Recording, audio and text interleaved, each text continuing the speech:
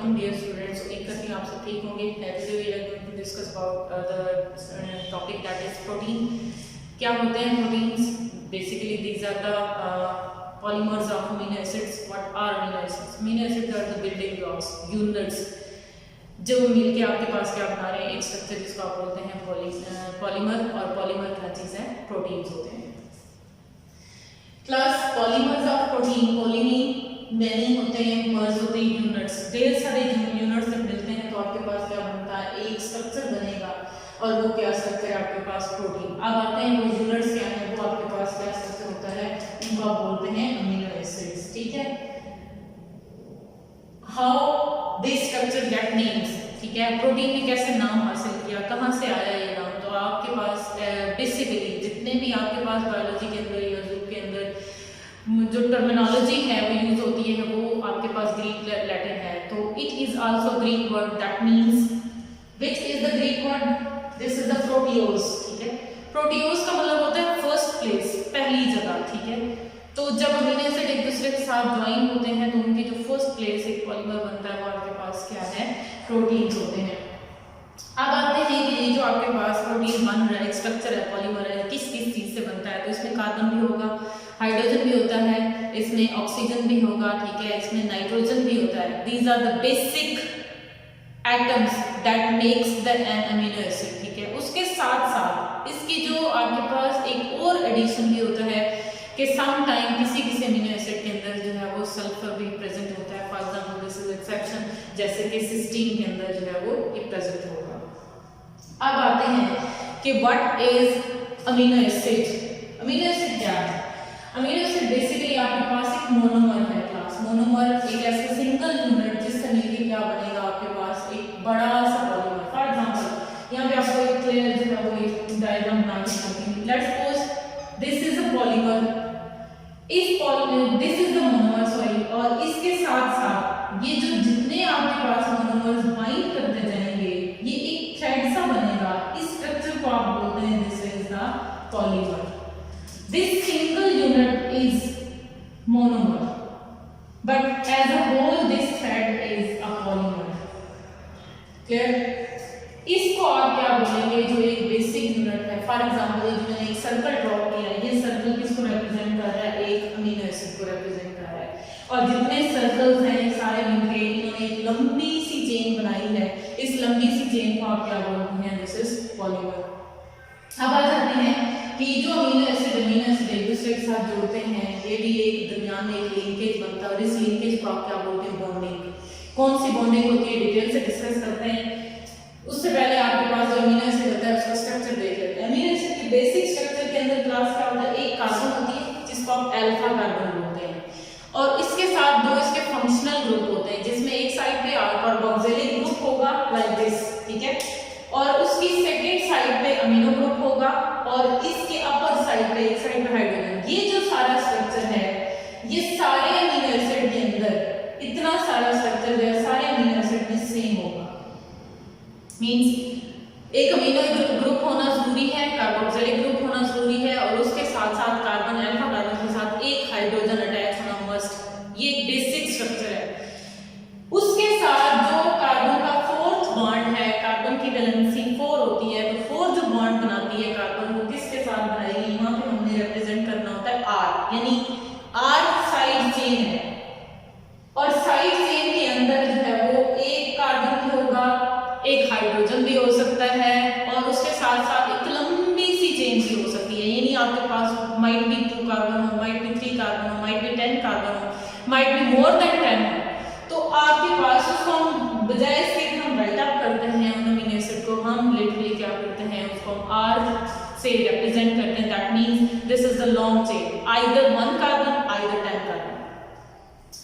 अब आपके पास ये क्या है? साइड चेन होती है और ये बेसिक. अब अमीनो एसिड के अंदर एक दूसरे से जब बेसिक स्ट्रक्चर उनका सेम है तो वो डिफरेंट कहां पे होंगे? यानी एक अमीनो एसिड से दूसरा अमीनो एसिड अलग कैसे होगा? उसकी जो बेस है वो ये है कि जहां पे R ग्रुप है इसमें ये डिटरमिन करता है, ये साइड चेन डिटरमिन करती है कि वो अमीनो एसिड जो है वो उसकी प्रॉपर्टीज क्या होंगी. वो प्रॉपर्टीज उसकी कैसी होंगी? वो एसिडिक होगा, वो बेसिक होगा, वो पोलर होगा, वो नॉन पोलर होगा. It the amino acid depends on property of the amino acid depends on the side chain, that is R, ठीक है। अब आ जाते हैं, अगर आपको अमीनो एसिड का स्ट्रक्चर जो है वो समझ आ गया है, अल्फा कार्बन के साथ होता है, तो अब इस अमीनो एसिड को हम कैटेगरी करते हैं। इस R ग्रुप की प्रेजेंस पे दो कैटेगरीज में, दो क्लासिफिकेशन में हम इसको डिवाइड करते हैं। What are these? Amino acid can be divided on the basis of their side chain into two categories. Number one is hydrophobic, number two is hydrophilic. Hydrophobic और hydrophilic, hydro mean water and phobic mean haters. ऐसे amino acid जो water से hate करते हैं या water से avoid करते हैं उनको हम बोलते हैं हाइड्रोफोबिक, और जो ऐसे अमीनो एसिड जो वाटर के साथ इन कांटेक्ट होते हैं, एफिशिएंट जो है वो अफिनिटी दिखाते हैं, हाइड्रोफिलिक। फिलिक मीन होता है अफिनिटी सो वरना लव, ठीक है। तो जो वाटर के साथ अफिनिटी दिखाएंगे, उनके साथ उसके साथ इन कांटेक्ट होंगे, वो आपके पास कौन से अमीनो एसिड होते हैं, उनको हम बोलते हैं हाइड्रोफिलिक अमीनो एसिड्स। उसके बाद हाइड्रोफोबिक, हाइड्रोफिलिक किस बिहाफ पे हमने इनको नेम आउट किया, वो ये है कि इनकी जो आर चेन होती है, इनकी जो साइड चेन है, ये जो ये वाली चेन है, इस चेन के अंदर क्या होगा कि उनकी साइड चेन में लास्ट वाला जो आपके पास स्ट्रक्चर होगा उसके ऊपर अगर कोई भी चार्ज प्रेजेंट नहीं है तो फिर हम उसको क्या बोलते हैं, this is non polar amino acid. Neutral हो सकता है, उसका कोई चार्ज नहीं होगा, जब वो न्यूट्रल होगा तो उसको हम क्या बोलेंगे, this is hydrophobic amino acid. ठीक हो गया। फॉर एग्जांपल आपके पास एक सिंपल सा फार्मूला है, यहाँ पे अगर कार्बन है, यहाँ पे कोई भी चार्ज पार्टिकल नहीं आ रहा, यहाँ पे कोई भी चार्ज एटम नहीं है, तो फिर ये क्या होगा आपके पास, हाइड्रोफोबिक अमीनो एसिड। फिर आ जाते हैं हाइड्रोफिलिक अमीनो एसिड जो होते हैं, तो ये आपके पास ऐसे अमीनो एसिड होंगे जिनकी ये आर चेन के ऊपर कोई चार्ज होगा, आइदर वो पॉजिटिव हो और नेगेटिव हो, कोई भी चार्ज उसके ऊपर प्रेजेंट होगा उसके आर चेन के ऊपर, उसके आखिरी ग्रुप के ऊपर, तो फिर वो कौन सा अमीनो एसिड होगा, उसको हम क्या बोलेंगे, पोलर साइड चेन या फिर हाइड्रोफिलिक अमीनो एसिड।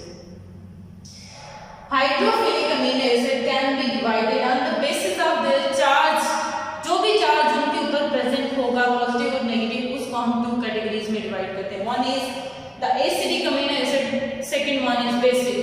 इसको हमने कैसे बनाया, हमने कैसे कैटेगरीज बनाई इसकी, इसलिए बनाई क्योंकि साइड चेन के ऊपर अगर कोई नेगेटिव चार्ज है तो फिर वो एसिडिक अमीनो एसिड है। उसके बाद अगर उसके ऊपर बेसिक चार्ज है तो फिर वो क्या होगा आपके पास, बेसिक अमीनो एसिड होगा। ये जो जितने पॉजिटिवली चार्ज अमीनो एसिड होंगे वो आपके पास क्या है, बेसिक अमीनो एसिड, और उनकी चार्ज के ऊपर कौन सी साइड चेन के ऊपर कौन सा चार्ज होगा, पॉजिटिव। एग्जांपल आपके पास एसिडिक अमीनो एसिड की ग्लूटामिक एसिड है क्लास, इसको देख लेते हैं कि ये कैसे है। अल्फा कार्बन के साथ वन साइड पे COOH यानी carboxylic acid group, number 2 amino group, और इसके साथ अपर साइड पे एक hydrogen. This is the basic structure that exist in every amino acid. उसके साथ जो डिफरेंस आता है वो आपके पास आर चेन पे आता है। इस जो अल्फा कार्बन है इसके साथ जो आर चेन है, लेट्स सपोज ये 3 कार्बन के ऊपर बेस करती है ऐसे, और इसके साथ ये जो लास्ट वाली कार्बन, तीसरी कार्बन है, अगर वहां पे एसिडिक ग्रुप है लाइक कार्बोक्सिलिक एसिड ग्रुप है, तो इसको आप बोलते हैं ग्लूटामिक एसिड। और ऐसा अमीनो एसिड जिसके लास्ट पे नेगेटिव चार्ज आएगा वो कौन सा होगा, वो आपके पास एसिडिक अमीनो एसिड कहलाएंगे, क्योंकि इनके लास्ट में क्या आपके पास आया, कार्बोक्सिलिक एसिड ग्रुप, और ये नेगेटिव है, ये एसिडिक ग्रुप है, इस वजह से हमने इसको नाम दिया, इसको कैटेगरीज कौन सी दी, this is the acidic amino acid. अब आ जाते हैं बेसिक की तरफ। इसकी आर्जिनिन है जिसके लास्ट पे, यानी जिस भी अमीनो एसिड के लास्ट पे उसके फंक्शन जो आर्जिन है उसकी एंडिंग ऐसे उस पे होगी जिसमें पॉजिटिव चार्ज होगा, तो हम उस अमीनो एसिड के क्या बोलते हैं, दिस इज पॉजिटिव या सॉरी बेसिक अमीनो एसिड, या फिर पॉजिटिवली चार्ज अमीनो एसिड्स आप बोल सकते हैं। उसके बाद आ जाते हैं क्लास के जो पेप्टाइड, ये जो आपके पास अमीनो एसिड हैं, इन्होंने एक दूसरे के साथ अगर जुड़ना है तो कैसे जुड़ेंगे, ये इनके दरमियान एक अमीनो एसिड ने दूसरे के साथ जैसे बॉन्ड बनाना है, पॉलीमर बनाना है, तो एक दूसरे के साथ लिंक करना है, वो लिंकेज क्या होगा, वो एक बॉन्ड है जिसको आप बोलते हैं पेप्टाइड बॉन्ड। क्लास किस में कैसे पेप्टाइड बॉन्ड बनेगा, और पेप्टाइड बॉन्ड को हम रिप्रेजेंट करते हैं कैसे करते हैं, कार्बन और nitrogen bond is peptide bond, that the bond present between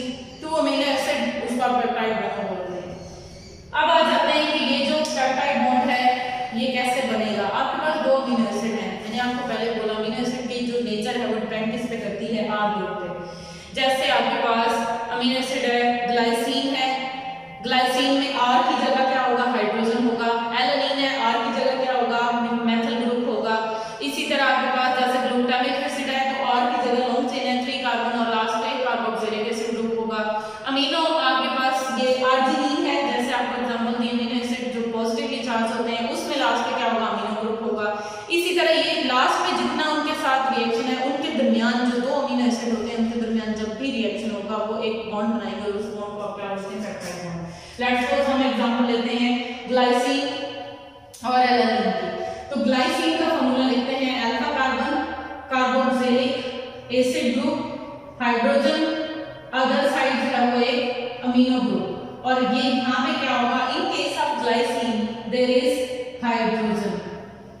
ठीक, उसके बाद जब दूसरा अमीनो एसिड है उस दूसरे अमीनो एसिड के साथ क्या होगा, हम हमेशा जो बॉन्ड है अमीनो एसिड के दरमियान वो कार्बन और नाइट्रोजन यानी carbon of one amino acid यानी carboxylic side of one amino acid always react with the amino side of another amino acid. तो हम कैसे लिखेंगे, जब ये दो अमीनो एसिड एक दूसरे के करीब आएंगे, यहाँ पे दूसरे अमीनो एसिड का जो है वो आप लिखेंगे, इसको हम खोल के लिख लेते हैं कि COOH। इस तरह भी हम इसको राइट अप कर सकते हैं, इसको खोल के लिखेंगे। तो अमीनो के साथ क्या होगा, यहाँ पे हाइड्रोजन NH2 होता है तो यहाँ पे हाइड्रोजन हम प्लेस कर देते हैं, या इसको अपर साइड भी आप लिख सकते हैं यहाँ पे ऐसे। इसके साथ कार्बन अल्फा कार्बन है, इस साइड पे क्या होगा, फिर अगेन जो है COOH और यहाँ पे क्या आपके पास हाइड्रोजन और यहाँ पे क्या आ जाएगा, अगर आपके पास एलानिन है तो एलानिन में यहाँ पे अल्फा कार्बन का फोर्थ बॉन्ड जो है वो CH3 के साथ जो है वो बनता है। प्लस जब इन दोनों के साथ ये दोनों अमीनो एसिड एक दूसरे के साथ मिलते हैं तो उनके दरमियान एक बॉन्ड बनता है कार्बन टर्मिनल पे यानी कार्बोक्सिलिक एसिड साइड पे और amino group of another amino acid उनके दरमियान। ये क्या करेगा, यहाँ से ये वाला जो हाइड्रोजन है अपना अमीनो ग्रुप अपना एक हाइड्रोजन शेयर करेगा और इस हाइड्रोक्सिल ग्रुप ने जो आपके पास सेकंड अमीनो एसिड के अंदर है उसने अपना हाइड्रोक्सिल ग्रुप देना है और इससे बन जाता है आपके पास वाटर जो है वो एलिमिनेट होगा। वाटर एलिमिनेट होगा तो आपके पास क्या होगा, फाइनली जो कार्बन है उसके पास भी डेफिशिएंसी होगी बॉन्ड की और नाइट्रोजन के पास भी एक डेफिशिएंसी होगी बॉन्ड की। इन दोनों ने यहाँ पे एक बॉन्ड जो है वो बना लेना है, that is CN bond that is known as peptide bond. ठीक है, इसी बॉन्ड को हम बोलते हैं पेप्टाइड। इसी तरह एक अमीनो एसिड दूसरे के साथ दूसरा, तीसरे के साथ तीसरा, चौथे के साथ फोन इतनी लंबी चेन बन जाती है जिसको हम बोलते हैं पॉलीपेप्टाइड। अब आ जाते हैं फाइनली आपके पास है वो ग्लाइसिल एलानिन बन गया, यानी ग्लाइसिन और एलानिन का कॉम्बिनेशन हो गया। तो इसको हम इस प्रोडक्ट को क्या नाम देते हैं, ग्लाइसिल एलानिन। ठीक है, ये प्रोडक्ट आपके पास यहाँ पे इसी तरह लॉन्ग चेन बनती है, रिएक्शन होते जाते हैं, प्रोडक्शन होती जाती है। अब आ जाते हैं एक और चीज जो आप लोगों ने माइंड में रखनी है, वो ये है कि क्लास समटाइम ये होता है कि जब ये जैसे बॉन्ड है इनके दरमियान एक हाइड्रोजन बॉन्ड भी एग्जिस्ट करता है।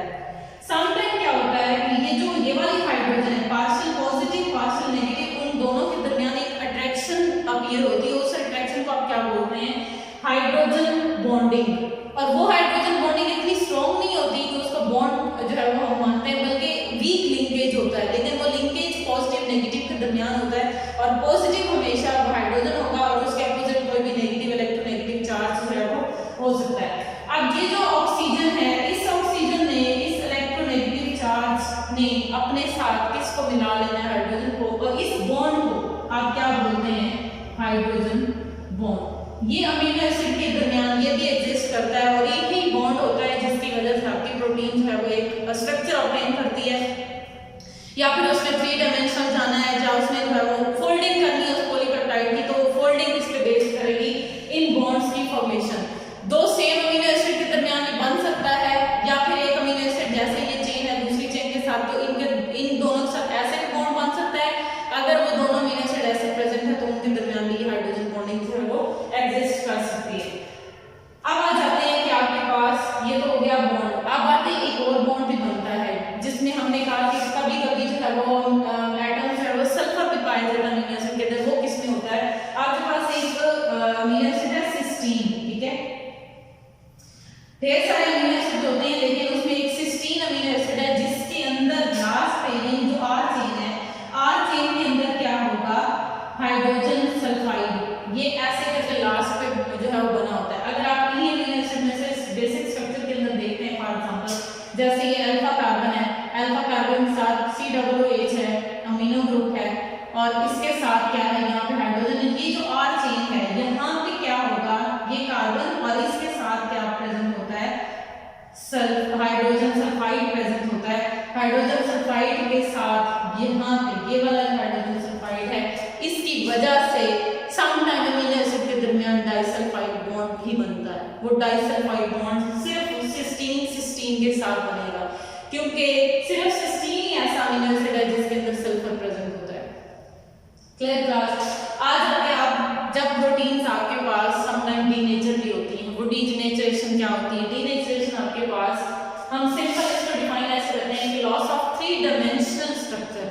3 डायमेंशनल स्ट्रक्चर का मतलब ये होता है कि उसकी हर साइड से उसके ऊपर जो है वो हर साइड उसकी अपेयर होती है और आपकी हर साइड से उसको रिएक्ट करवा सकते हैं। कैसे कि ये जो 3 डायमेंशनल है, यानी ये पॉलीपेप्टाइड बनी, पॉलीपेप्टाइड ने अपने आप को ऐसे फोल्ड किया कि उसकी फोल्डिंग से जो अमीनो एसिड एक्सप्रेस होने चाहिए थे, जिनका साइज जो है वो साइज अपेयर होना चाहिए, उसने 3 डायमेंशनल 3D स्ट्रक्चर अडॉप्ट करना होता है। उस 3D स्ट्रक्चर की वजह से ही जो है वो प्रोटीन्स अपने अंदर एक्टिविटी कर सकती होती हैं। क्या होगा, जब भी प्रोटीन डीनेचर होती है उसमें हाइड्रोजन बॉन्ड टूट जाते हैं। मैंने आपको पहले क्लियर किया, ये हाइड्रोजन बॉन्ड नेसेसरी होते हैं for the formation of 3D structure. जो फोल्डिंग करनी है प्रोटीन की, उसके लिए जरूरी है हाइड्रोजन बॉन्ड की फॉर्मेशन। जैसे हीट दी जाती है, जैसे pH चेंज की जाती है, जैसे उसके अंदर टेम्परेचर राइज किया जाता है, तो उसके अंदर क्या होगा, हाइड्रोजन बॉन्ड ब्रेक होगा। हाइड्रोजन बॉन्ड ब्रेक होगा तो जो प्रोटीन है उसकी नेचर क्या हो जाएगी, डीनेचर, उसकी शक्ल जो है बिगड़ जाएगी। 3 डायमेंशनल से किधर चली जाएगी, पॉलीपेप्टाइड के अंदर। जब पॉलीपेप्टाइड सिंबल में आ जाते हैं प्रोटीन का फंक्शन जो है वो डिस्टर्ब हो जाता है। अब आ जाते हैं आपके पास एक 3D स्ट्रक्चर के अंदर। मैंने आपको कहा ये 3 डायमेंशनल फॉर एग्जांपल स्ट्रक्चर है। इस 3D स्ट्रक्चर के अंदर क्या प्रेजेंट है, हाइड्रोजन बॉन्ड है जिसने इसको बनाया। जैसे बॉन्ड ब्रेक होगा, it will appear like this straight chain, like this, ऐसे। ठीक, अब आ जाते हैं प्रोटीन्स जो है वो हम 2 कैटेगरीज में डिवाइड करते हैं, उनकी नेचर के बेस पे, उनकी शेप के बेस पे, उनके फंक्शंस के बेस पे। तो एक प्रोटीन आपके पास क्या है, फाइब्रस प्रोटीन, दूसरी globular protein. Fibrous protein name indicate that it is in the form of fibres, रेशे की शक्ल में होगा। ठीक है, जैसे बोटी होती है, गोश्त होता है, आपने देखा होगा जब हम उसको देखते हैं तो उसमें रेशे फाइबर्स प्रेजेंट होते हैं। तो जो फाइब्रस प्रोटीन है वो फिब्रिलर इन नेचर होती है। सिंपल पॉलीपेप्टाइड्स होते हैं, स्ट्रेट चेन्स होती हैं, या उसके अंदर जो है वो जो चेन्स हैं उन्होंने थोड़ा बहुत अपने आप को जो है चेंज करना है, सेकेंडरी स्ट्रक्चर में आना है, थोड़ा सा उसको फोल्डिंग देनी है और उसके बाद वो ऐसे टायर की फॉर्म में एक दूसरे के ऊपर जो है वो प्लेस कर देती है। जब ढेर सारे पॉलीपेप्टाइड एक साथ एक दूसरे के ऊपर प्लेस होंगे तो उसको हम क्या बोलते हैं, फाइब्रस प्रोटीन, फाइबर बन गए। अब इनके अंदर कौन सा स्ट्रक्चर प्रेजेंट होता है, स्ट्रक्चर भी इनमें डिफरेंट होता है। स्ट्रक्चर कौन सा होगा, सेकेंडरी स्ट्रक्चर। इन स्ट्रक्चर्स को हम डिटेल से डिस्कस करते हैं। सेकेंडरी स्ट्रक्चर होगा, अब इन प्रोटीन्स को जब हम क्रिस्टलाइजेशन करते हैं, इनको क्रिस्टल बनाने की कोशिश करते हैं, तो ये क्रिस्टल नहीं बनते। ठीक है, ये ऐसे प्रोटीन जो है वो रहती हैं, इलास्टिक होती हैं। जैसे आप गोश्त है, मसल्स हैं, उनको इलास्टिक, अब ये हमारे मसल्स हैं, इलास्टिक हैं, तो हमारे अंदर मूवमेंट हो रही है। अगर ये आपके पास हार्ड होते, स्ट्रिक्ट होते, तो हमारी बाजू के अंदर जो मूवमेंट है या हम चल नहीं सकते। हमारे अंदर जो मूवमेंट हो रही है बॉडी के अंदर, ये जो मैं हैंड जो है वो अपने हिला रही हूँ, इसके अंदर जो मूवमेंट होती है, अगर ये फाइबर्स प्रोटीन आपके पास नॉन इलास्टिक होती है, उनके अंदर इलास्टिसिटी नहीं होती है।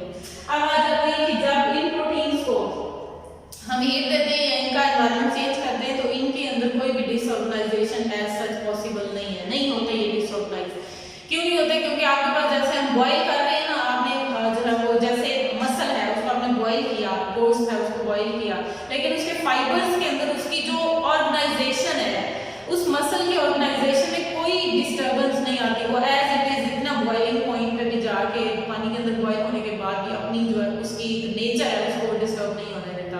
तो ये अपनी ऑर्गेनाइजेशन भी मेंटेन करते हैं, इनके अंदर कोई बिगाड़ नहीं आता। इसमें प्रोटीन बोलते हैं। जो भी इंडिविजुअल है उसके अंदर जितना स्ट्रक्चर बन रहा है तकरीबन वो सारी आपके पास कौन सी प्रोटीन है, फाइब्रस प्रोटीन है। जैसे हमारे मसल्स है, मायोसिन प्रोटीन है हमारे मसल्स को बना रही है, ठीक है, वो सारी आपके पास फाइब्रस प्रोटीन है। जैसे आपने अपने घरों में जाले देखे होंगे, स्पाइडर का जो वेब होता है उसके वेब के अंदर भी फाइबर है, और वो कौन सी प्रोटीन होती है, वो भी फाइब्रस प्रोटीन है। सिंपल आपने इसी तरह सिल्क फाइबर देखा होगा, रेशम के कीड़े का जो फाइबर होता है वो भी आपके पास फाइबर है, वो भी फाइब्रस इन नेचर है। उसके साथ साथ आपके पास जो कैराटीन प्रोटीन है जो आपकी नेल्स के अंदर भी होती है, जो मोस्टली जो है वो एनिमल्स के हूफ्स के अंदर होती है, तो उनका जो स्ट्रक्चर है, ये नेल भी और हेयर आपके स्ट्रक्चर है, इनके स्ट्रक्चर बनाने के अंदर भी कौन सी प्रोटीन इन्वॉल्व होती है, फाइब्रस प्रोटीन। तीसरे जो है वो आपके पास है फाइब्रिनोजन, जो आपकी फाइब्रिन प्रोटीन जो आपके ब्लड के अंदर खून को जमने के अंदर इन्वॉल्व होती है, वो भी प्रोटीन फाइबर इन नेचर होती है, उस प्रोटीन को हम भी फाइब्रस प्रोटीन बोलते हैं। फिर आ जाते हैं ग्लोबुलर प्रोटीन की तरफ, ये उसकी उलट है, ये फिब्रिलर यानी चेन की फॉर्म में रहेंगे। इन्होंने अपने अंदर कोई गोल सा स्ट्रक्चर बना लेना है, कोई थोड़ा ओवल बना लेना है, अपने स्ट्रक्चर को उन्होंने यानी उसके अंदर फोल्डिंग कर लेंगे उस पॉलीपेप्टाइड के अंदर, तो वो स्ट्रक्चर क्या होगा, globular structure, globe like structure, इसलिए हम उसको बोलते हैं ग्लोबुलर स्ट्रक्चर। फिर उसके अंदर देखते हैं कि इसके अंदर स्ट्रक्चर कौन सा पाया जाता है, tertiary structure, this is 3D shape. 3D shape का मतलब ग्लोब, ठीक है, जो हर साइड से आप उसको उस तक पहुंच सकते हैं, उस स्ट्रक्चर को हम 3D बोलते हैं। उसके बाद आपके पास है कि ये जो प्रोटीन्स होती हैं इनको हम क्रिस्टलाइज भी कर सकते हैं। क्रिस्टलाइजेशन का मतलब उनको हम आइस की वो जो है वो उसकी नीडल्स भी बना सकते हैं, तो क्रिस्टलाइजेशन भी हो सकती है। जो ग्लोबुलर प्रोटीन होती है उनकी आप डिसऑर्गेनाइजेशन कर सकते हैं, बिल्कुल हो सकती है। जैसे आपके पास एग है, एग जो है एल्बुमिन प्रोटीन है, और एल्बुमिन प्रोटीन ग्लोबुलर प्रोटीन है। जब आप उसको निकालते हैं वाटर के अंदर आप डिसॉल्व करेंगे तो वो डिसॉल्व हो जाती है इजीली। जब भी आप उस प्रोटीन को बॉईल करेंगे उस प्रोटीन को बॉईल करेंगे तो उसमें क्या होगा कि जो एग की बेसिक स्ट्रक्चर था उस जो एल्बुमिन प्रोटीन थी, वो एग आपके पास क्या होगा, हार्ड हो जाएगा, और उसके अंदर हाइड्रोजन बॉन्ड टूट जाएंगे, वो एक स्ट्रेट चेन में आ जाएगा, उसकी शक्ल बिगड़ जाती है। ना जो फाइब्रस प्रोटीन होती है वो वाटर के अंदर सॉल्युबल नहीं होती, बेशक आप नेल या कोई हेयर है आप उसको डिसॉल्व करने की कोशिश कर लो, स्टिल अपनी जो कॉन्फ़िगरेशन है उसको डिस्टर्ब नहीं होने देगा।